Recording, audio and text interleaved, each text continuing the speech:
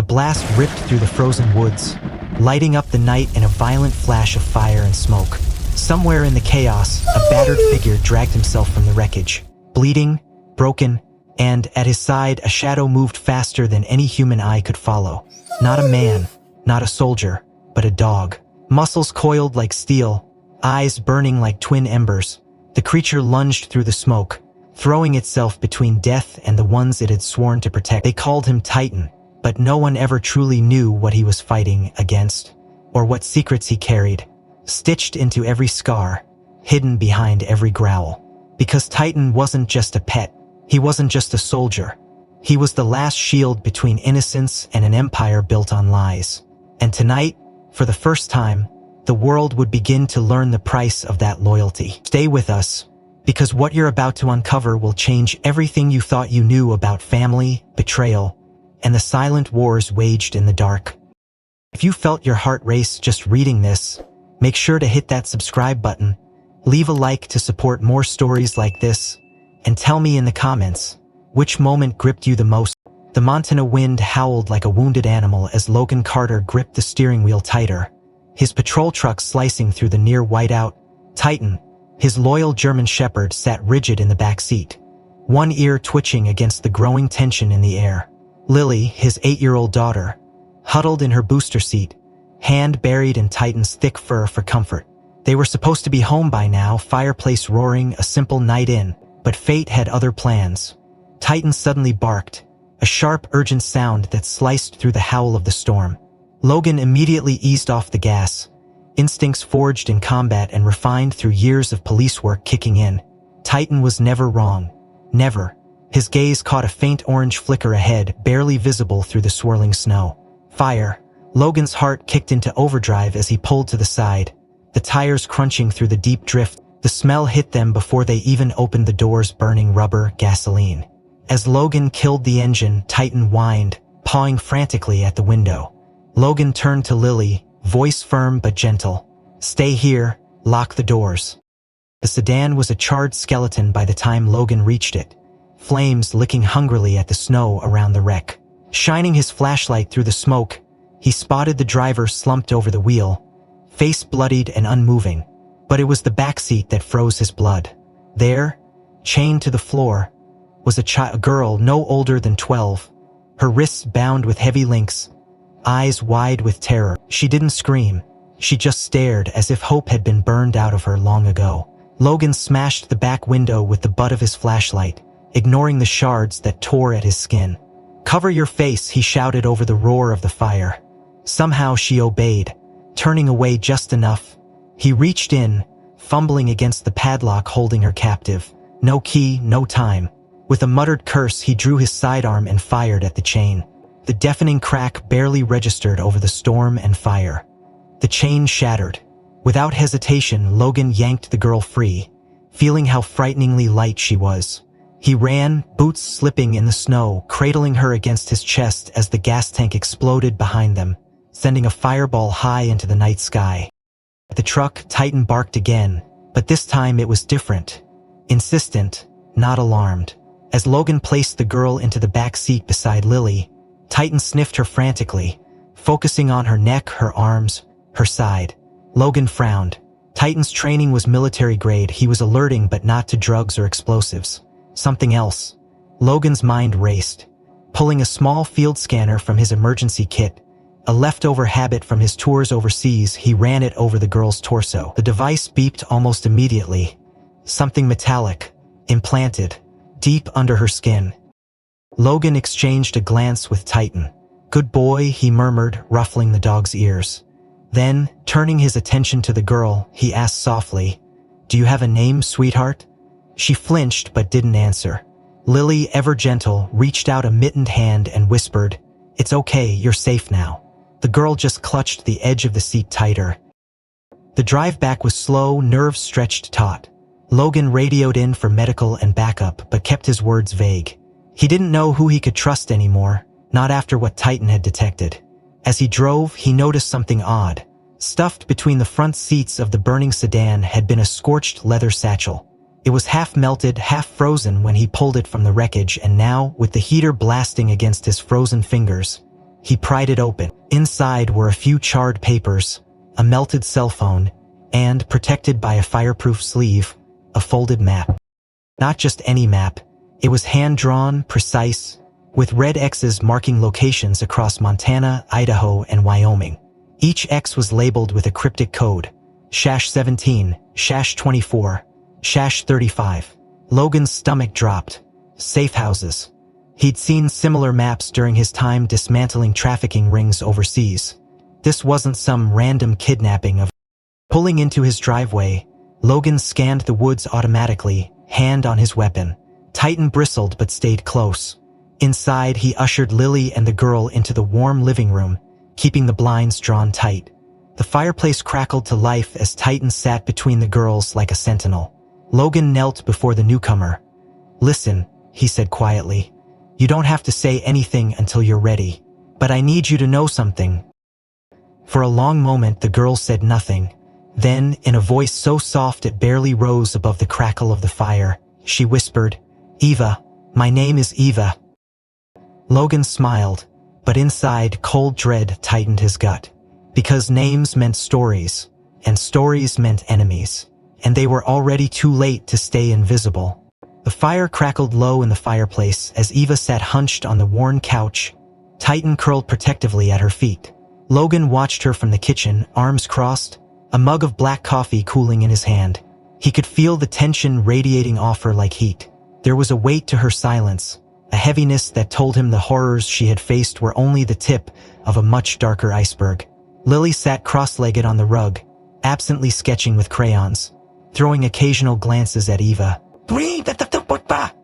The storm outside raged on, but inside, the house was a fragile bubble of uneasy peace.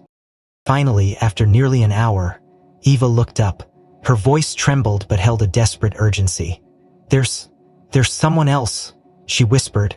Logan leaned in slightly, careful not to move too fast. "Someone else?" Eva nodded, tears filling her wide blue eyes. "My brother, his name's Jamie. He's only 6, the words ripped out of her like a wound reopening. They took him to Marble House. I heard them say..." Logan felt his stomach clench. Marble House. He had heard rumors over the years. Logan set his mug down slowly, the gears in his mind already turning. Trust. It was a rare currency around here, and Eva had just confirmed his worst fear. This wasn't just a small-time operation. It was a well-oiled machine with protection from high places. His radio crackled to life on the counter. Deputy Noah Reed's voice came through casual but with an edge. "Her Sheriff Carter, you copy? Got a heads up. Mayor Langston's asking for an update on your rescue operation. Says he's very concerned." Logan narrowed his eyes. "Concerned, huh? Since when did Langston give a damn unless there were votes or money on the line?" Picking up the radio, Logan responded. "Copy that, Reed. Tell the mayor I'm handling it. I'll check in later." "Roger that," Noah replied, but Logan caught the slight hesitation before the line cut out. Setting the radio down, Logan turned to find Eva staring at him, face pale. "Him," she said softly. "What about him?" Logan asked carefully. Eva hesitated, then said, "The man on the radio, I think I've seen him before at one of the safe houses." The room seemed to tilt slightly under Logan's feet. "You're sure?" he pressed. "Not just his voice?" Eva nodded miserably. Logan ran a hand through his hair, tension coiling tighter in his chest. If Deputy Reed was compromised, then the danger wasn't just external, it was already inside his perimeter. Every plan he had just became infinitely more complicated. Trust no one. Protect the girls. Move carefully. Titan, sensing the shift in energy, lifted his head and growled low in his throat. Logan met the dog's gaze. "Yeah, boy," he muttered grimly. "I feel it too." The stakes had just skyrocketed. Not only was a 6-year-old boy still trapped inside Marble House, but Logan's own department might be part of the conspiracy. One wrong move, and they wouldn't just lose the battle. They'd lose Eva. They'd lose everything. Logan sat at the edge of his desk, staring at the half-burned map spread across the wood grain like a battlefield blueprint. Eva slept fitfully on the couch, Lily curled up beside her. Titan sprawled protectively between them, his nose twitching with every sound outside. The storm had finally eased, leaving the world outside heavy with snow and silence. But Logan knew better than to believe in peace. He couldn't shake the gnawing tension at the edges of his mind. The image of Deputy Reed's face, the tremor in his voice, Eva's quiet fear when she heard him over the radio. Trust no one, that was the new law of survival. He needed allies, but ones who hadn't already been bought or broken. And only one name came to mind: Dr. Claire Hayes. Claire had been River Creek's quiet strength for years, running the medical clinic with a precision and compassion few could match. She had been the only person Logan trusted with Lily after Jessica's death, and he needed her now more than ever. Driving through the slush-clogged roads to the clinic, Logan rehearsed how he would explain the nightmare that had fallen into their lives. But when Claire greeted him at the door, wiping her hands on her lab coat, something in her smile faltered the moment she saw Eva sleeping in the back seat, bundled under thick blankets. "Bring her inside," Claire said, no hesitation, leading Logan to a back room she reserved for emergency cases. While Claire tended to Eva, Logan explained everything he knew: the crash, the chains, the implant Titan found, the map. He watched Claire's face grow pale, watched her steady hands falter only once when he mentioned the marble house. "I've heard whispers," Claire admitted, her voice barely a whisper itself, "but I thought it was just rumors, like urban legends." Logan leaned forward, lowering his voice. "Claire, I need to know, is there anyone in your life, anyone who could be tied to this?" Claire shook her head adamantly, almost too quickly, but then she paused. "My sister," she said slowly. "Veronica. We're estranged, haven't spoken in years." Logan's heart gave an ugly lurch. Veronica Sterling. The name dripped with polished malice. A woman whose reputation in the neighboring city was all pearls and charity galas, but whose eyes were as cold as a scalpel. "You're saying Veronica Sterling is your sister?" Logan asked, voice sharp. Claire blinked, confused at his intensity. "Half-sister, technically. We were adopted into different families after our mother died." "Why?" Logan opened his mouth, then thought better of it. "Not here, not yet." Before he could press further, his burner phone buzzed sharply against the counter. A text, curt and urgent, from Deputy Reed. "Mayor Langston at your office, demanding to see the girl. Says he's invoking emergency authority." Logan swore under his breath. Claire's eyes widened. "Logan, be careful. Langston, there have always been rumors." Logan's mind spun. Eva had warned him they had judges, police, politicians in their pocket, and Langston had climbed to power too quickly, too cleanly, in a town where real victories were earned with grit and scars. Pieces clicked together with a cold, ruthless certainty. Leaving Eva in Claire's care under strict instructions not to open the door for anyone, Logan sped back toward the sheriff's office. Snow crunched under his boots as he approached, noting immediately the sleek black SUV parked outside, a vehicle far too expensive for a man on a public servant's salary. Inside, Victor Langston stood by Logan's desk, rifling through the map and the evidence bags like he owned the place. When he saw Logan, he smiled, a politician's smile, polished and predatory. "Sheriff," Langston drawled, "we need to talk about that girl you rescued." Logan kept his face carefully neutral. "We can talk after you get a warrant." Langston's smile thinned. "You know as well as I do, time is critical." Logan crossed his arms. "And what private facility would that be, Mayor? Marble House?" For a fraction of a second, Langston's mask slipped. His eyes went flat, calculating. Then he chuckled lowly. "You're digging where you shouldn't, Carter. You're a good sheriff.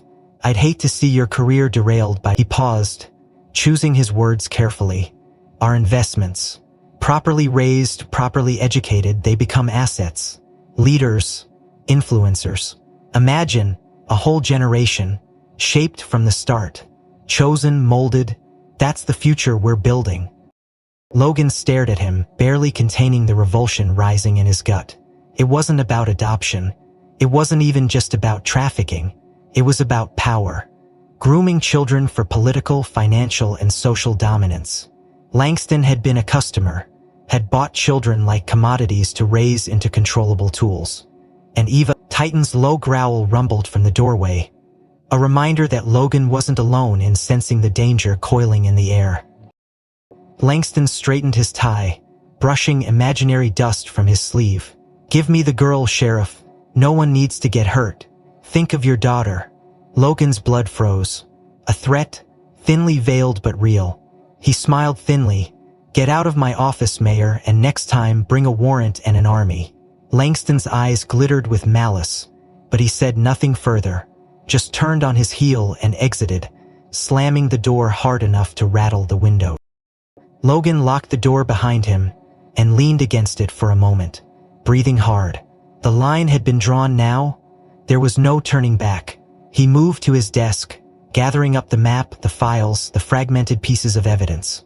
Time was slipping through his fingers. Somewhere out there, a 6-year-old boy was waiting, and in the shadows, the full weight of a corrupt system was preparing to crush anyone who dared oppose them. Logan shoved the last of the papers into a duffel bag, grabbed his weapon from the gun safe, and called Titan to his side. They needed a new plan, and fast. Because if Langston had set his sights on them, it meant one thing: they were already out of time. Logan gripped the steering wheel tightly as he maneuvered the truck through the winding forest road. The duffel bag of evidence buckled into the passenger seat beside him. Titan sat rigid in the back, his amber eyes fixed intently ahead, every muscle tense, every breath measured. The threat Victor Langston had issued back at the office still echoed in Logan's ears, a poisonous whisper he couldn't shake. He knew they couldn't just hide and hope for the best.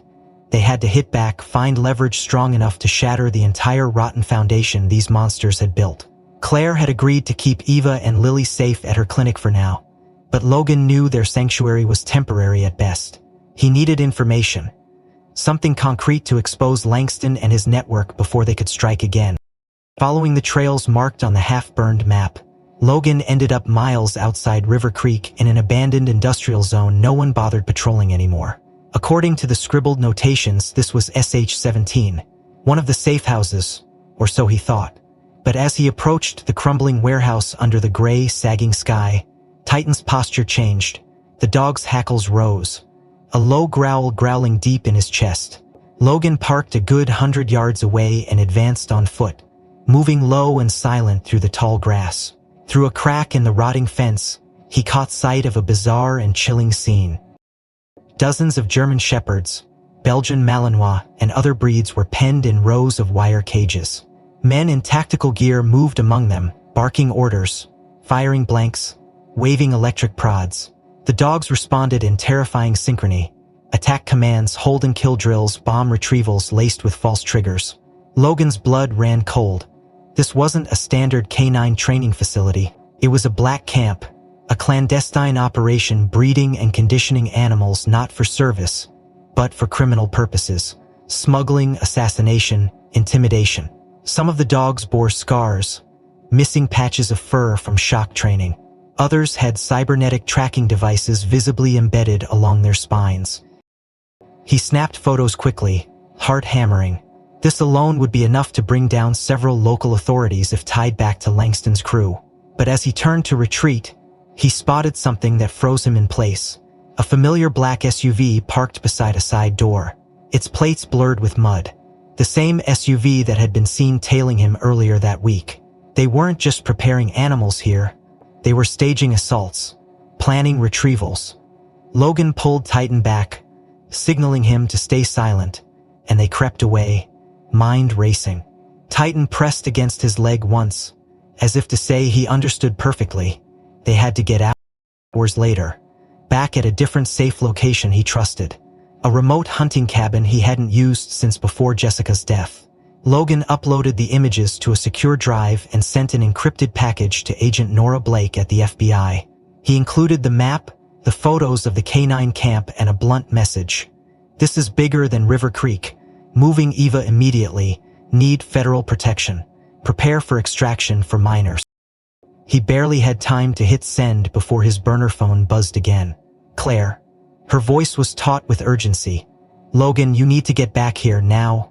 Logan's heart seized. "Is it Eva?" "Lily."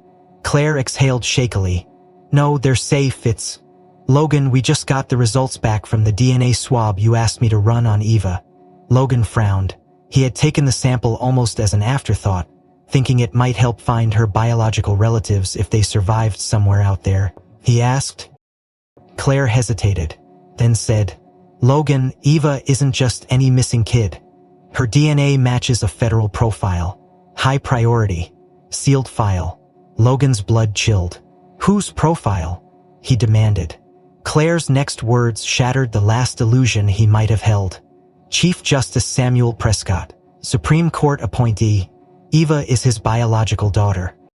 The air left Logan's lungs in a rush. Prescott, a man considered untouchable, a paragon of virtue. If Eva was Prescott's daughter, likely born from an affair, hidden from public knowledge, damn it, he muttered. They had been playing defense while the other side had stacked the board with kings and queens. Claire continued, her voice shaking now. Logan, if they find out you know this, you're not just fighting local corruption anymore. You're taking on the federal establishment. The stakes just changed drastically. Logan rubbed his face, mind racing. They couldn't just protect Eva anymore. They had to expose the entire system. As he ended the call, Logan's mind flashed back to the canine camp. The brutal conditioning, the hidden alliances between the so-called protectors of society and the darkest forms of exploitation. Eva was a key, maybe the only one, that could unlock the entire rotten network. But possession of that key painted a target on their backs bigger than anything Logan had ever faced in his life. He started the engine, Titan barking softly once as if sensing the danger closing in. Tires spun against the gravel, the truck roaring toward Claire's clinic, snow whipping through the trees like warning ghosts. The road forked ahead, one path leading back to the town that had betrayed him, the other deeper into the forest toward the only allies he had left. Logan tightened his grip on the wheel, feeling the weight of Eva's fate, Lily's safety, and the crushing burden of truth pressing down on him like the heavy Montana sky. In the mirror, Titan's amber eyes reflected a fierce readiness. They would stand together, they would fight together. But even as Logan sped down the path less traveled, headlights flickered behind him through the mist and swirling snow. The headlights behind Logan grew closer, weaving through the misted road like a predator stalking prey. But he didn't dare slow down. He maneuvered sharply onto a side trail hidden by overgrowth, killing the engine and dousing the lights. Titan remained utterly still in the back, his instincts mirroring Logan's own razor-sharp awareness. Whoever was tailing them wasn't just some nosy local. They knew exactly who they were hunting. Logan crouched low by the driver's side, breathing slow, steady, ears straining for any sound beyond the moaning of the wind through the frozen pines. Minutes ticked by. Then a black SUV coasted past the hidden turnoff, its windows blacked out, moving slow, deliberate, like a shark circling shallows. Logan waited until the vehicle vanished down the main road before restarting the truck and continuing, more cautious now, moving without headlights through the maze of forest trails. By the time he reached Claire's clinic, night had thickened into a suffocating blanket. He parked behind the building, away from the main street, and slipped inside through the rear entrance. Claire was waiting, her face pale with tension. "You're getting bolder," she said in a low voice. "There was a car idling outside for hours earlier. I called Noah for backup, but..." Her voice faltered under Logan's hard stare. They could no longer assume Noah Reed was on their side. "You did right," Logan said quickly, not wanting to add to her guilt. "But from now on, no outside calls, no requests for help unless it's through me directly." Claire nodded tightly.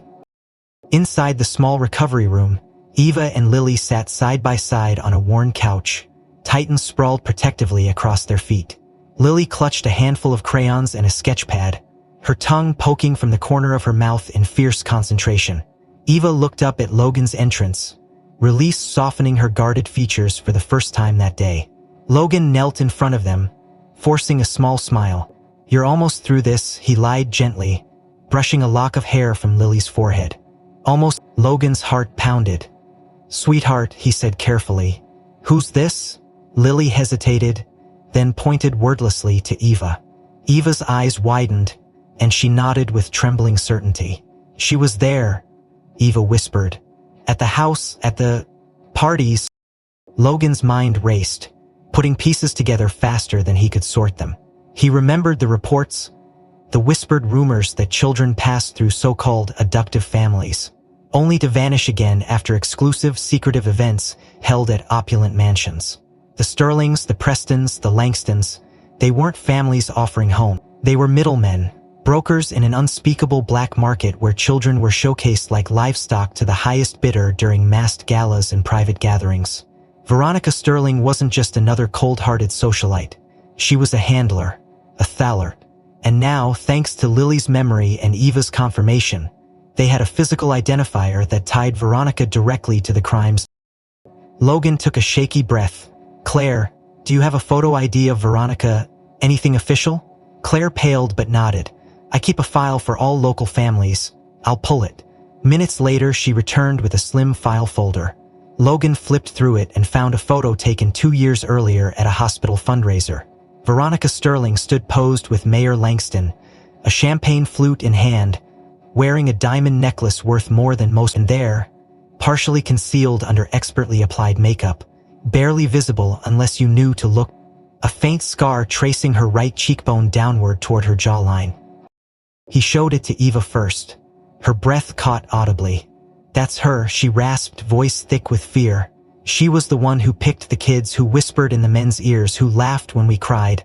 Lily just pressed herself tighter against Eva, her small hands slipping into the older girl's without hesitation. Logan set the photo down carefully, a deep rage burning in his chest. They had more than enough to move now. Photographic evidence, witness testimony, the map, the black canine camp, and now confirmation tying Veronica Sterling directly to the events inside Marble House. But moving too soon could be fatal. He needed airtight leverage, undeniable proof, and safe extraction protocols for both Eva and Lily, because if Langston and the Sterlings realized how much he knew, they wouldn't send men to intimidate him anymore. They would come to kill. As Logan outlined an emergency plan with Claire, location, federal contact, alternative safe houses, Eva suddenly spoke, her voice small but steady. "There's more," she said, and every head in the room snapped toward her. The parties weren't just sales. Her hands twisted in her lap, knuckles white. She swallowed hard, tears sliding down her cheeks unchecked. And they had a list, a book with names, buyers, sellers, judges, politicians, CEOs. Logan's pulse hammered in his ears. A ledger. Hard evidence. Proof of a conspiracy that stretched far beyond River Creek. "Where?" he asked gently, barely breathing. Eva closed her eyes. "At the Marble House. In the library. Hidden behind the fireplace." Claire whispered a curse under her breath. Logan stood, heart thudding like a war drum. They couldn't wait any longer. He would have to infiltrate Marble House himself, find the ledger and bring it back, because with that book in his hands, even the most powerful monsters would have nowhere left to hide. But just as Logan grabbed his coat, preparing for the most dangerous mission of his life, his burner phone buzzed violently across the counter. A single text flashed on the cracked screen. "They know. They're coming. 10 minutes. Logan's blood turned to ice as Titan growled low. Hackles bristled. The warning message burned against Logan's retinas as he shoved the phone into his jacket and turned to Claire, urgency pounding in his veins. "Claire, grab the girls, head for the back exit now," he barked, pulling his weapon from its holster and checking the chamber with mechanical precision.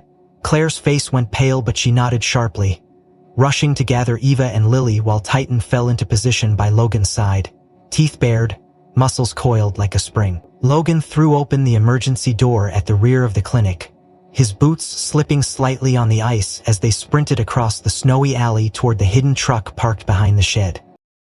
They barely made it 20 yards before headlights sliced through the darkness, bathing them in harsh, blinding light. Claire shoved the girls behind a dumpster, turning to run back toward Logan, but a black van screeched to a halt between them. The side door ripped open and masked figures poured out. Logan raised his weapon, squeezing off 3 rapid shots. Titan launched himself into the fray, snarling and snapping, buying Logan precious seconds to grab Lily and shove her into the back of the truck. Eva clung to Claire, screaming her name, but Logan's blood froze when he saw it. One of the attackers had a stun baton, and before Titan could intervene, the man jabbed it into Claire's ribs. She convulsed and crumpled, unconscious. Eva screamed louder, thrashing against Logan's grip as they dragged Claire's limp body into the van. Logan fired again, but the van door slammed shut and the vehicle peeled away, fishtailing on the snow-slicked alley before disappearing into the night. For a long moment, only Titan's frantic barking filled the freezing air. Then Logan snapped back into motion, gathering Eva and Lily into the truck, heart pounding so violently he thought it might shatter his ribs. As he gunned the engine and tore away from the clinic, Eva sobbed in the back seat, clutching Lily tightly. Logan's hands tightened around the steering wheel until his knuckles blanched. Losing Claire was a devastating blow. She was more than a doctor, more than an ally. She was a symbol of the goodness still left in River Creek. And they had taken her. But he knew the rules of this kind of war. Emotion got you killed. Focus kept you alive. At the cabin safe house, Logan barricaded the doors and did a full perimeter sweep before allowing himself to even sit down. Ava curled in a chair, knees to her chest, while Lily slept fitfully wrapped in Titan's protective embrace. Logan scrubbed a hand down his face, staring blankly at the wall until Eva's small voice broke the silence. "Claire's phone," she whispered. Logan turned sharply. Eva swallowed hard, tears glittering in her eyes. "You know the password. She let me play music sometimes. She said it was our secret." Hope flared in Logan's chest. Claire had tried to send her medical findings to the FBI before being taken. If they could access her encrypted files through her phone, they might still recover the evidence needed to expose the conspiracy. Eva handed over the device, and Logan worked quickly, inputting the code she recited. 724. The lock screen dissolved. Inside, he found a series of unsent emails, draft reports with attached files detailing Eva's injuries, medical evidence of prolonged abuse, and most importantly, photos of the microchip implant Titan had detected in her torso. Logan immediately transferred everything to an external drive, encrypting the data again before preparing a fresh message to Agent Nora Blake. But even as he worked, Logan knew it wouldn't be enough. They wouldn't release Claire just because he threatened exposure. No, he would have to do something far more dangerous. Infiltrate the network, dismantle it from within. As Logan plotted their next move, a knock rattled the back door. He grabbed his weapon and signaled Titan to stand ready. A low voice called through the wood. "It's Reed, alone." Logan hesitated for a heartbeat, then yanked open the door, gun raised. Deputy Noah Reed stood with his hands raised, no weapon in sight, snow dusting his hat and jacket. His face was grim, but there was a fire in his eyes that Logan hadn't seen in months. "You were right," Reed said in a low voice. "About everything." Logan kept his gun trained on him. "Convince me." Reed nodded slightly, stepping inside and closing the door behind him. "Kingston's operation runs deeper than you think. The Prestons, the Sterlings, the mayor, they're just the local face. Higher up, it's connected to federal judges, corporate giants. They move the kids through black sites like Marble House, launder the records through fake adoptions, then auction them off at private gatherings." Logan's jaw tightened. "And you're telling me you've been part of this all along?" Reed's eyes flashed with anger. "No. I got forced into it. They threatened my wife, my son. I played along just enough to buy time, to gather intel." He reached into his jacket slowly and pulled out a battered leather journal, tossing it onto the table between them. Logan flipped through it and found page after page of hand-scribbled notes. Names, dates, transaction codes, safe house locations, hard evidence. Reed continued, his voice hard. "Langston thinks I'm still loyal. I told him I could deliver you, that I could find the girl." Logan raised an eyebrow. "Why tell me this now?" Reed's mouth twisted into a bitter smile. "Because they're planning to move the remaining kids tonight. They're clearing Marble House. If we don't hit them now, they're gone. Forever." Logan leaned back, mind whirring. It could be a trap. Reed could be setting them up to be slaughtered. But looking into his eyes, Logan saw something he hadn't expected. Raw desperation. The kind of desperation that only came from a man trying to claw his way out of hell. Titan nudged Logan's leg, sensing the shift in the room. After a long moment, Logan made his decision. "Fine," he said coldly. "You're in. But you play me once, Reed, and I will protect you." Reed didn't flinch. "Understood." They shook hands, a grim pact forged in necessity and blood. As Logan finalized their infiltration plan, entry through the old service tunnels beneath Marble House, coordinated distraction to draw guards away, extraction of all children and recovery of the ledger. Eva approached quietly, holding Lily's hand. "Will we find her?" she asked, voice trembling. Logan dropped to one knee, looking her dead in the eyes. "We'll find Claire, and your brother, and anyone else they tried to hide."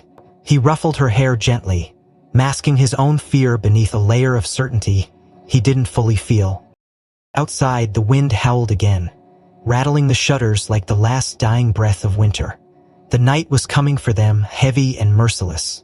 But this time, Logan wasn't running. This time, he was going to bring the whole rotten empire down with him. They didn't have much time. The cabin felt smaller with every second that ticked by, the walls seeming to close in under the weight of what they were planning. Logan sat hunched over the table, the map of Marble House spread before him, the notes Reed had smuggled out marked with red slashes and urgent arrows. Eva and Lily slept upstairs under Titan's watchful eye, while Reed quietly assembled weapons and gear, his movements methodical but tense. The storm outside had worsened, heavy snow blanketing the world in a suffocating silence, as if nature itself were holding its breath. Logan's hand trembled slightly as he traced the escape route again and again, trying to account for every possible failure, every betrayal, every death. He didn't notice Reed watching him until the deputy spoke in a low voice. "You ever wonder why Jessica was really driving out on Lookout Road the night she died?" Logan stiffened, the old wound tearing open without warning. He had spent years trying not to wonder, trying not to drown in what is and why oughts. Reed continued, voice tight. "Langston knew, and so did the Prestons. Jessica wasn't just working at the county records office. She was undercover. She was FBI, Logan. Deep cover. Assigned to investigate Marble House." The room tilted violently as Logan rose to his feet, heart pounding in his ears. "You're lying," he rasped, but Reed shook his head grimly. "I saw the documents. Jessica had been tracking adoption fraud following the money trails. She found the connection between Pristine Adoptions, Langston's campaign fund, and the Sterling family's laundering operation. She was getting too close, so they made it look like an accident. Cut her break." Logan staggered back, feeling like the floor had been ripped out from under him. His wife, the woman he had buried with the promise of justice etched into his soul, hadn't just been an innocent casualty. She had been fighting the very evil he now faced, and they had silenced her before she could blow it wide open. Rage boiled up inside him so fast it nearly choked him. He slammed his fists onto the table, making the maps and notes. "You end this tonight," he said, his voice low and deadly. Reed nodded solemnly. Titan barked sharply from upstairs, the urgent, clipped sound that meant he had found something. Logan was up the stairs in seconds, gun drawn, Reed close behind. Titan stood at the attic window, his body rigid, nose pointed toward the tree line. Logan squinted into the swirling snow and spotted faint movement. "Scouts," Reed muttered, "probably checking perimeters before the main force moves." Logan cursed under his breath. "We have to move now." They packed quickly, bundling Lily and Eva into warm layers, securing weapons, double-checking the flash drives containing Claire's evidence and the medical files. As they loaded into the truck, Titan refused to jump into the bed, pacing instead toward the woods, ears alert, tail stiff with purpose. Logan called softly, but the dog only barked once, sharply, then darted into the trees. Titan had found something, and Logan trusted the dog's instincts more than most humans he knew. Leaving Reed to watch the girls, Logan followed Titan on foot, moving as quietly as he could through the snow. They weaved through the forest, skirting the cabin's perimeter, then climbed a small ridge overlooking the town. Down below, the mayor's estate loomed, a sprawling mansion on the hill, ostentatious and dark against the storm. Titan crept forward, nose to the ground, weaving through a gap in the fencing. Logan scaled it after him, heart hammering. They were insane for doing this now, exposed and vulnerable, but Titan was insistent. The dog led him around the back of the house to an old storm cellar half buried under a drift of snow. The metal doors were rusted, chained shut, but Titan pawed furiously at the edges, whining low in his throat. Logan pried the lock with a crowbar from his belt, adrenaline making him reckless, and slipped inside, weapon ready. The stairs descended into darkness, the air cold and damp, reeking of mold and old secrets. Logan clicked on his flashlight, its beams slicing through the black. What he saw made his stomach lurch violently. Metal shelving lined the walls, stacked with dozens. 15 years worth of transactions. 15 years of stolen lives. He moved quickly, snapping photos with his burner phone, heart racing. This was it, the smoking gun, the irrefutable proof. And in the center of the room, displayed almost reverently on a pedestal, was a black ledger thicker than any of the others. Logan approached carefully, flashlight illuminating the worn leather cover. Gold letters spelled out a single word: pledges. Inside, he found detailed records of pledged children, kids born and bred specifically for sale. Some were promised before they were even born. Ava's name was there. Lily's name was there. And at the top of the ledger, under a section marked high-value assets, Logan found another familiar name: Jessica Carter. Next to it, asset compromised, terminated. The room spun again, bile rising in Logan's throat. They hadn't just killed Jessica because she stumbled onto their operation. They had been planning to use her too, maybe even before she ever met Logan. She had found them before. Titan growled softly, dragging Logan back to the present. Voices echoed from upstairs. The scouts were here, and if they found him, he was dead. Logan ripped the pledge's ledger from its stand, shoved it into his pack, and slipped into the shadows, Titan at his side. They had to get back to Reed and the girl. Snow hammered down harder now, erasing tracks, cloaking the world in ghostly silence. But even through the storm, Logan knew the enemy was closing in, and time was running out faster than any of them could outrun. Snow clung to Logan's jacket and hair as he sprinted back through the woods toward the cabin, Titan panting beside him, each step churning up flurries of white powder. His lungs burned from the cold and his boots slipped on the slick underbrush, but adrenaline kept him upright, kept him moving. The pledge's ledger was a heavy weight in his backpack, heavier still in what it represented. As the cabin came into view through the trees, Logan saw Reed ushering Eva and Lily into the truck, Titan immediately racing ahead to join them. Logan didn't slow until he threw himself behind the wheel, his fingers numb and clumsy as he jammed the key into the ignition. They tore away from the hidden safehouse seconds before headlights crested the hill behind them, black SUVs fanning out across the clearing like vultures descending on a carcass. Inside the cab, Logan tried to calm his racing mind, mentally rehearsing the next steps. They would head north, cross into Canada through the back trails if they had to, disappear until they could get the evidence into Nora Blake's hands. But as they drove, Eva clutched her backpack tightly to her chest, her small fingers worrying the strap, her body tense with unease. Logan's instincts prickled. "Eva, what is it?" he asked, glancing at her in the rearview mirror. Eva hesitated, then slowly pulled a battered stuffed rabbit from her pack. "Blair always said," Eva whispered, her voice barely audible over the roar of the wind. "Never bring it near phones or computers." Logan's stomach twisted. He pulled over abruptly, the truck skidding slightly on the AC shoulder. Titan immediately bristled, sensing danger. Logan grabbed the rabbit carefully, searching it with quick, methodical hands. In the seam beneath the left ear, he found a hard lump. He used his knife to slice the fabric open and revealed a tiny, sophisticated microchip, no bigger than a fingernail, wired into a miniature transmitter. "Jesus Christ," Reed muttered, leaning in for a closer look. Logan's hands shook with rage as he realized the implications. They hadn't been lucky finding the girls. They hadn't been tracking Eva through sheer resources. They had been listening, recording, monitoring every conversation, every whispered plan, every desperate plea for help. From the very beginning, Veronica Sterling had made sure Eva would never truly be free. Logan hurled the rabbit into the snow, crushing it under his boot. "We have to assume they know everything," he said grimly. Reed nodded, already pulling a burner phone from his pocket to send a silent coded warning to Nora Blake. "New route, new plan, we go dark." As they drove, Logan reviewed what they knew. Veronica Sterling had embedded surveillance in Eva's most trusted possession, but she wasn't the mastermind, no. Veronica was a handler, a mid-level operative. The real power sat higher, much higher, and Logan realized with a sickening certainty that the name he needed to fear most wasn't Holloway, or Langston, or even Veronica. Charles Sterling had been a ghost figure throughout the investigation, a name attached to charitable donations, obscure real estate companies, and luxury shipping firms. Always present, always untouchable. Reid broke the heavy silence. "You should know," he said, his voice low. "Charles isn't just another trafficker.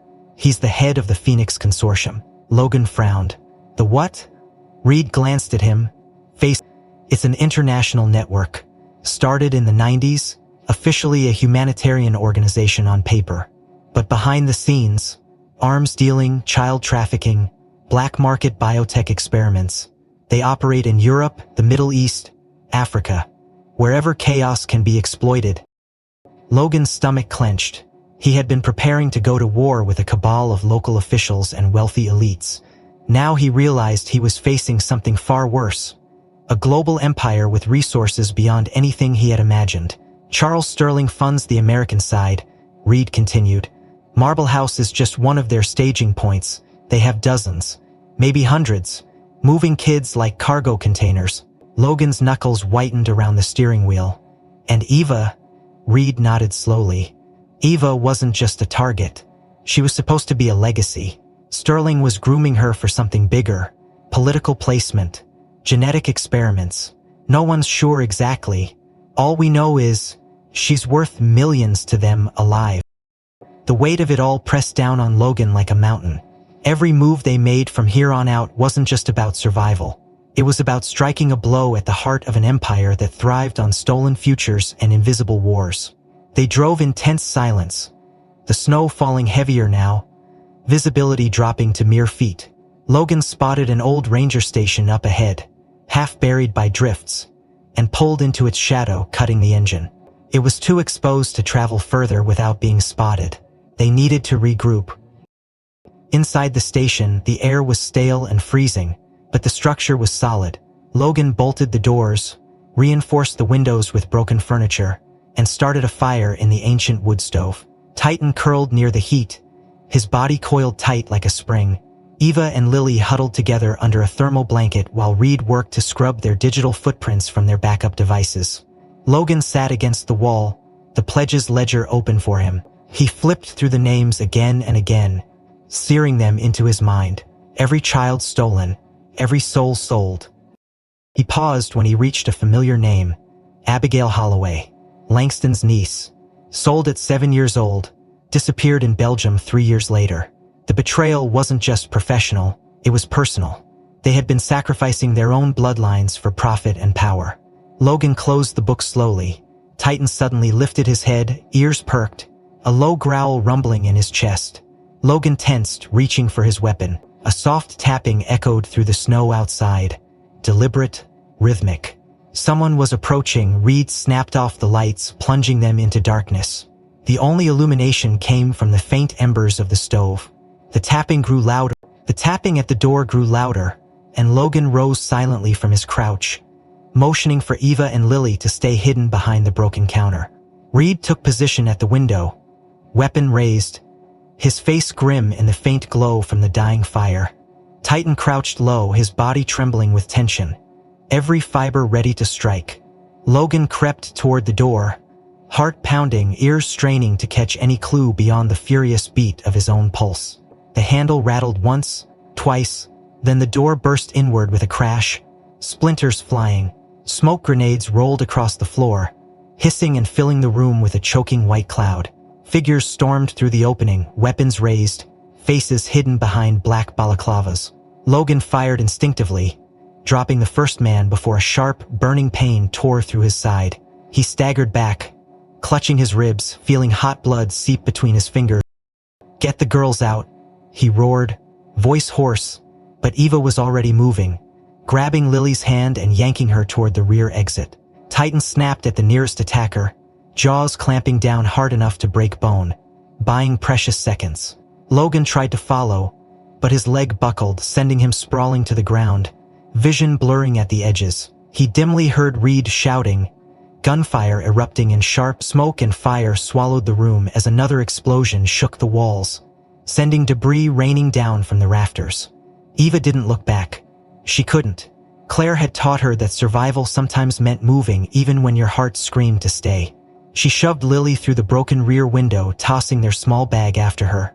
Titan bounding through moments later as she climbed out herself, the night exploded behind them in a brilliant, searing blast. The force hurled her forward, snow cushioning her fall but leaving her ears ringing, her body aching.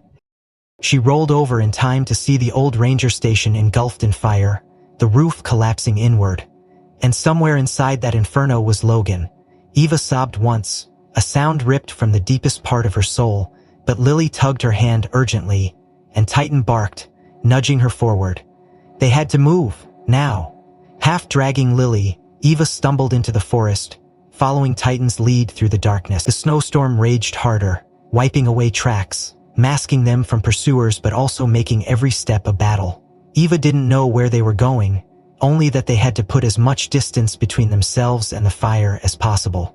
Her hands were numb, her toes frozen, but she tightened her grip on Lily's hand and kept moving, kept breathing, kept surviving, just like Logan had taught her. Hours seemed to pass as they trekked through the endless, frozen forest.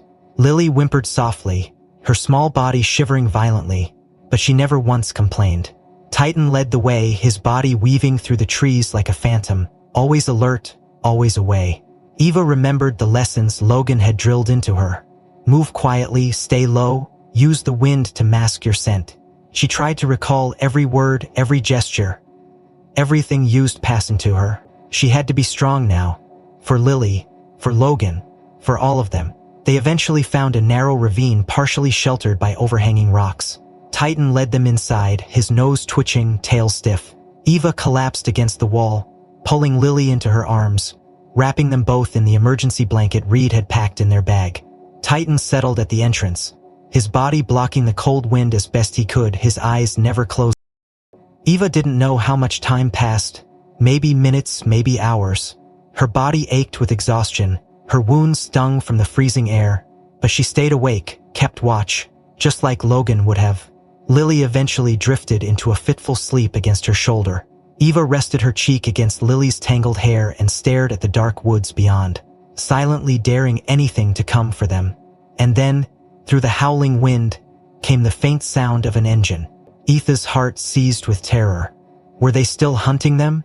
She shook Lily gently awake, whispering, "Stay behind me, stay low." Titan growled low in his throat, his entire body vibrating with tension. Eva clenched her fists. She had no weapon, no adult, no plan, but she had courage, and sometimes that was enough. The truck appeared over the ridge. For a moment, there was only relief, only the overwhelming tidal wave of reunion. But it didn't last. The second explosion came from the woods behind them, a brilliant flash of orange and black. Titan spun around with a bark of warning just as a third black SUV burst through the trees, tires skidding on the icy ground. Logan shoved Eva and Lily behind the truck, drawing his weapon with shaking hands.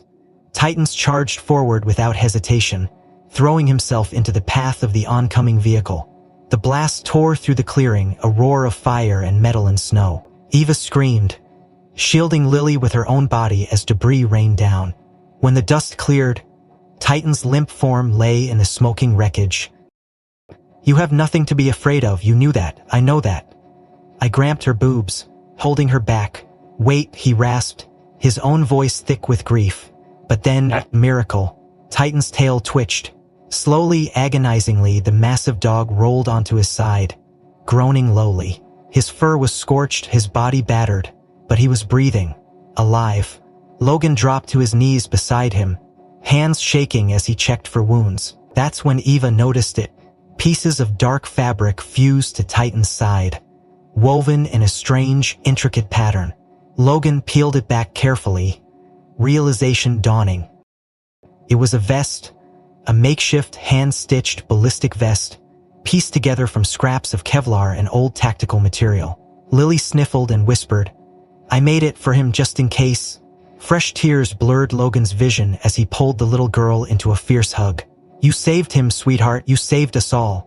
For the first time since the nightmare began, Logan allowed himself to believe in hope again. But even as they embraced in the snow, headlights flared again from the woods beyond, and new figures emerged, guns raised, voices shouting in a language Logan couldn't immediately recognize. The final battle was coming. The courthouse loomed under a gray, overcast sky, the columns stark against the backdrop of a world still trembling from the storm of revelations. Logan stood at the entrance, Titan sitting alert by his side, bandages peeking out from beneath the customized vest Lily had made, his golden eyes scanning every passerby with unrelenting vigilance. Eva clutched Logan's hand tightly, her knuckles white, Lily standing slightly behind, one small hand curled in Titan's fur for comfort. They had survived fire, betrayal, blood, and fear, and now the final test awaited them inside the custody hearing that would decide Eva's future once and for all. Logan tightened his grip reassuringly, giving Eva a firm nod as they stepped into the building. The scent of polished wood and cold marble filled the air, an odd contrast to the tense energy crackling beneath the surface. Inside, the courtroom buzzed with muted whispers as agents, social workers, lawyers, and journalists filled the benches. At the front, Judge Harmon, the same stern woman who had granted Logan emergency custody months ago, adjusted her glasses and called the room to order.